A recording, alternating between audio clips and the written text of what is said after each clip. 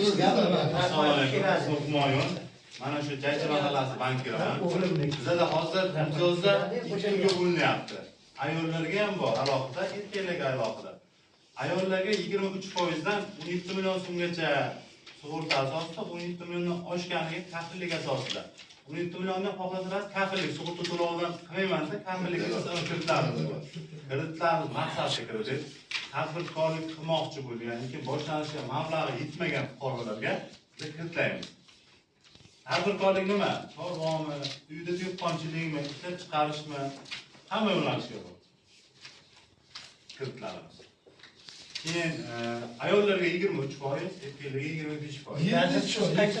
17 million so'mgacha bo'lgan kreditlarimiz 4 yil muddatga 6 oy imtiyoz davr bilan. 17 dan oshgan miqdori 5 yil muddatga 2 yil imtiyoz davr. 5 yil, 2 yil faqat foiz to'lanadi. Foiz to'lanadi.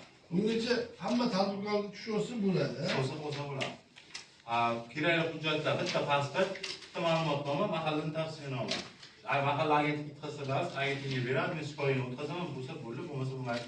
Uzoq 2 kunda javob chiqadi.